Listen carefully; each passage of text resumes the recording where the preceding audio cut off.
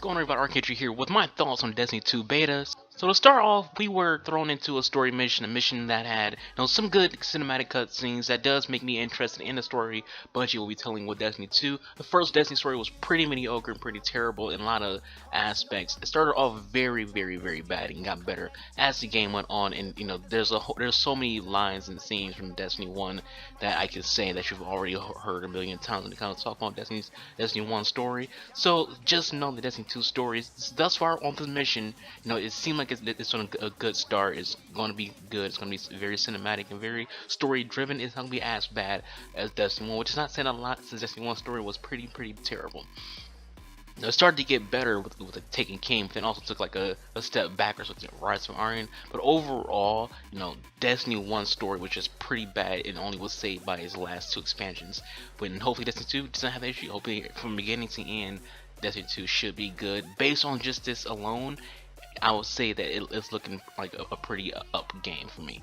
Anyways, the story mission you play, it's pretty fun, it's action packed. The Cabal is destroying the last city and the tower is overran. You come across each of the 5 main NPCs like Cayde, Ikora, Shaxx, Amanda, and Zavala. Even the Cabal is too much for Zavala. Ikora, though, on the other hand, we get to see what makes her one of the strongest warlocks in the game. She does some pretty beat shit. I mean, either way, you get to see like a lot of the NPCs, actually do something. Because in Destiny 1, they just stand around and give you orders and give you missions and shit like that. But in this game, you actually get to see them actually doing something. You get to see them actually, in combat and doing what they, what they do. It was cool. It was only about 30 minutes of the game story, but it was 30 minutes of fun. And the cinematics were good and interesting, and that's all I have to say about the story portion to avoid saying too much about it. For those that didn't get to play the beta and hasn't seen beta gameplay watching the E3, it was very good. It was a lot of good things, good takeaways from the Destiny campaign that we got to play for the beta. So I am pretty excited for the game and looking forward to what further improvements they made to the story when the full game comes out. I play as a hunter. It's my main for the first game, and mostly because I like to play as the rogue character. My main in all RPGs and all MMOs is always a rogue.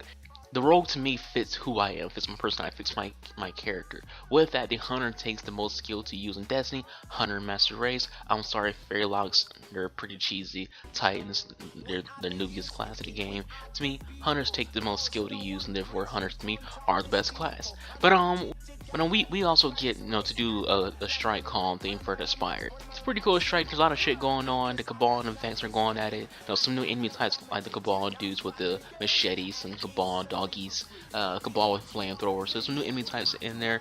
Didn't see anything new from the Vex. You got the usual, the Minotaurs and your Hobgoblins and your regular goblins, whatever the fuck they're called. But anyways, it's just basically the exact same Vex. Maybe we'll see some new Vex enemy types in the actual full game, and even more new Cabals in the full game. Now, this was a good strike. The boss fight had different levels to it, kind of like Taniks, but it was also a pretty simple strike. Nothing crazy. It does have me interested in what other ideas Bungie will have with their strikes to Destiny 2. There's another character whom voice we hear during the strike. I think it's like some kind of AI. It's someone we've never met, and I'm assuming it's an entirely new character that we don't actually see her. We just hear her talking. So that's another thing that has me intrigued in the final release of the game. Lastly, you have the Crucible, the meat of the Destiny beta. The place everyone spent the majority of their time. You only got to play one map, which was kind of lame with the controller in another game mode, but it was fun. It seemed balanced in terms of weapons and classes. I used the SMG, did good with it, and got killed by it. It's pretty even.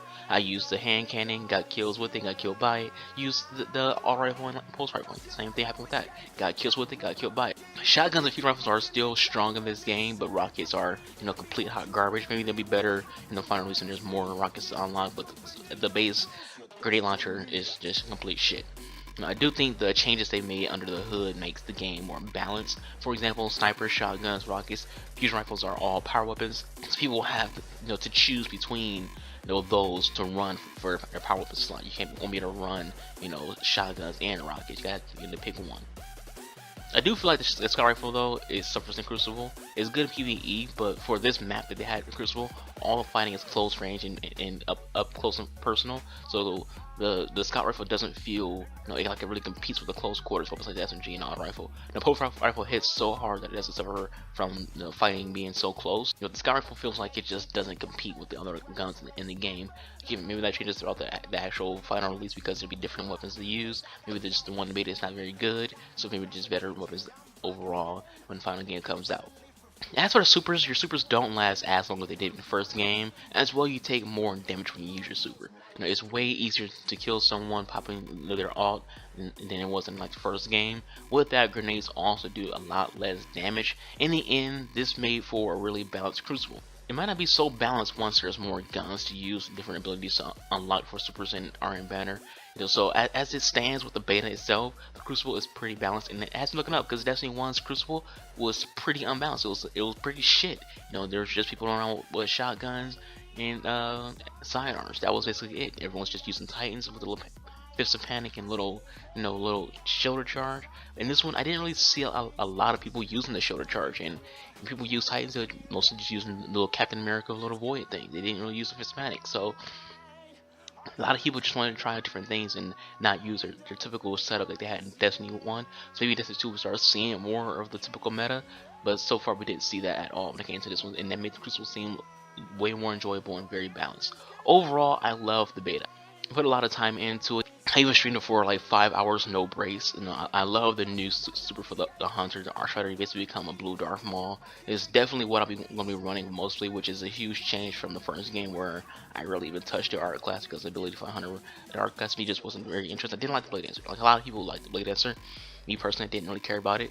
But in this game, I like the Archfighter. It's pretty fun. It's very I really enjoy using it. Titans get a new Void ability that basically turns into Captain America, and a Solar ability for Warlocks has you basically flying around throwing solar blades at people.